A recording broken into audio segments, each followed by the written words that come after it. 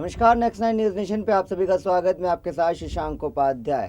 तो एक ही दुखद खबर हमारे सामने आई और वो दुखद खबर है कि महंत नरेंद्र गिरी की निधन हो गया है। संदिग्ध हालात में उनके निधन की खबर हमारे सामने आई। उसके बाद कई सवाल उठने लगे हैं। जी हाँ, कई ऐसे सवाल है जिनकी जांच पुलिस कर रही है, लेकिन शोक का एक माहौल देखा जा रहा है उनके भक्तों के बीच में।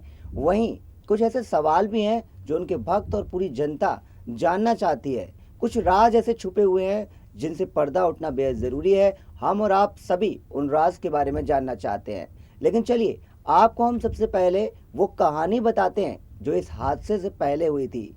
इस हादसे से जुड़ी हुई पहले की कहानी क्या है, क्या कुछ ऐसे राज है जो कि संदिग्ध हालात को पैदा करते हैं। बताते हैं कि कुछ ना कुछ संदिग्ध ज़रूर है, यानी कि दाल में कुछ काला ज़रूर था। फिलहाल जांच के बाद पूरी तस्वीरें साफ हो पाएंगी। फॉरेंसिक टीम और पुलिस की टीम लगातार पूरे मामले की जांच में जुड़ी हुई है, लेकिन कुछ ऐसे सवाल निकलकर सामने आए हैं जो हमें सोचने पर मजबूर करते हैं। चलिए, आपको पूरी घटना पहले बताते हैं कि क्या घटना थी, जिसके बाद आपके दिमाग में भी कुछ सवाल जरूर उठने लगेंगे। अखाड़ा परिषद के अध्यक्ष महेंद्र नरेंद्र गिरी की संदिग्ध हालात में निधन के मामले में एक चौंकाने वाली बात सामने आई है। पता चला है कि जिस रस्सी से बने फंदे पर अखाड़ा परिषद अध्यक्ष का शव लटका मिला, उसे एक दिन पहले ही उन्होंने अपने सेवकों से मंगाया था।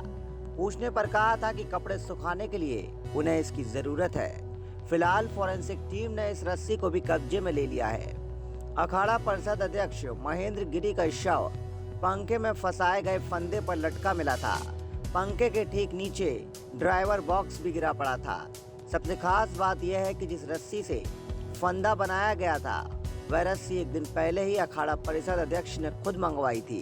इस बात का खुलासा खुद महंत के शिष्यों से हुई पूछताछ के दौरान हुआ। यह भी बताया गया कि पास ही की दुकान से यह रस्सी खरीदी गई थी, जिसके बाद फॉरेंसिक टीम ने रस्सी को कब्जे में ले लिया। साथ ही इस पर मौजूद उंगलियों के निशान के सैंपल भी एकत्र कर लिए गए। इसके अलावा सुसाइड नोट और कमरे में रखी ग्लास और अन्य सामान से भी फिंगरप्रिंट के नमूने एकत्रित किए गए। सूत्रों का कहना है कि फॉरेंसिक जांच रिपोर्ट से साफ होगा कि कमरे में रखे सामान पर मिले फिंगरप्रिंट किसके हैं, और तब पूरी कहानी स्पष्ट हो पाएगी। उधर आईजी केपी सिंह का कहना है कि ऐसे मामलों में एक महत्वपूर्ण बात यह भी है कि पहला प्रयास होता है कि शायद अस्पताल ले जाने पर संबंधित व्यक्ति को बचाया जा सके।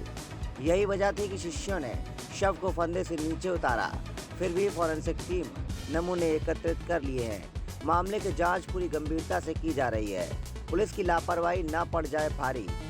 भले ही वैज्ञानिक साक्ष्यों के आधार पर जांच को आगे बढ़ाने की बात की जा रही है, लेकिन मामले में पुलिस की ओर से अपनाई गई कार्यप्रणाली से उसके दावे सवालों के घेरे में आ जाते हैं। जानकारों का कहना है कि संदिग्ध हालात में मौत के मामलों में सबसे जरूरी बात यह है कि घटना स्थल को पूरी तरह से सुरक्षित रखा जाए।